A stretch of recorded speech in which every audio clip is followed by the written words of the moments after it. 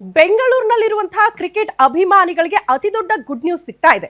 ಕಾರಣ ಚಿನ್ನಸ್ವಾಮಿ ಸ್ಟೇಡಿಯಂನಲ್ಲಿ ಅಂದ್ರೆ ಕ್ರೀಡಾಂಗಣದಲ್ಲಿ ಯಾವುದೇ ರೀತಿಯ ಮ್ಯಾಚ್ಗಳು ನಡೀತಾ ಇರಲಿಲ್ಲ. ಕಾರಣ ನಿಮಗೆಲ್ಲ ಗೊತ್ತು, RCB ಕಪ್ ಗೆದ್ದಾಗ ಅತಿ ದೊಡ್ಡ ಕಾಲ್ತುಳಿತ ದುರಂತಕ್ಕೆ ಸಾಕ್ಷಿಯಾಗಿತ್ತು ಅದೇ ಕ್ರೀಡಾಂಗಣ. ಹಾಗಾಗಿ ಅಲ್ಲಿ ಮ್ಯಾಚ್ ನಡೆಸಬೇಕಾ ನಡೆಸಬಾರ್ದಾ ಅನ್ನುವಂಥ ಅನುಮಾನಗಳಿತ್ತು. ಇದಕ್ಕೆ ಸಂಬಂಧಪಟ್ಟಂತೆ ರಾಜ್ಯ ಸರ್ಕಾರನೇ ಹಾಕಿದ್ದ ಷರತ್ತನ್ನ ಕೂಡ ಸಡಿಲ ಮಾಡಿತ್ತು. ಈಗ ಇದರ ಜೊತೆಗೆ ಪೊಲೀಸ್ ಇಲಾಖೆ ಕೂಡ ಹಲವು ಷರತ್ತುಗಳನ್ನ ವಿಧಿಸ್ತಾ ಇದೆ ಅಂತ. ಇಫ್ ಸಪೋಸ್ ಮ್ಯಾಚ್ ನಡೆದರೆ ಹೆಂಗಿರುತ್ತೆ ಆ ನಿಯಮಗಳು ಅಂತ ಆ ಕುರಿತ ಸಂಪೂರ್ಣ ವರದಿ ಇಲ್ಲಿದೆ ನೋಡಿ.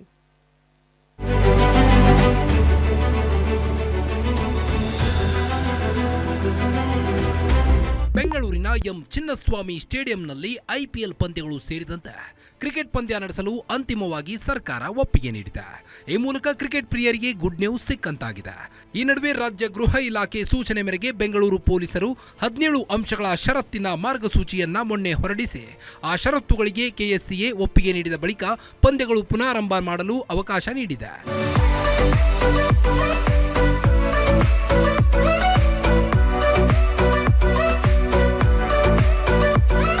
ಇದೀಗ KSCA ಹೊಸ ಅಧ್ಯಕ್ಷರಾದ ವೆಂಕಟೇಶ್ ಪ್ರಸಾದ್ ಬೆಂಗಳೂರಿನಲ್ಲಿ IPL ಪಂದ್ಯಾವಳಿಗಳನ್ನು ನಡೆಸಬೇಕೆಂದು ಪಣ ತೊಟ್ಟಿದ್ದು ಪೊಲೀಸ್ ಕಮಿಷನರ್ ಕಚೇರಿಯಲ್ಲಿ ವೆಂಕಟೇಶ್ ಪ್ರಸಾದ್ ಮಾತುಕತೆ ನಡೆಸಿದರು.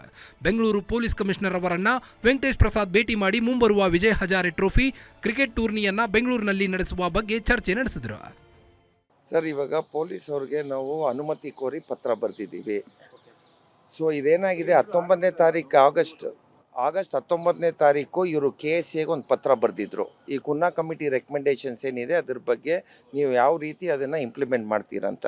ಯಾವುದೇ ರೀತಿ KSCAಯಿಂದ ಅವ್ರಿಗೆ ಉತ್ತರ ಹೋಗಿರಲಿಲ್ಲ. ನಮ್ಮದು ಚುನಾವಣೆ ಮುಗಿದಿದೆ 7ನೇ ತಾರೀಕು ನವಂಬರು.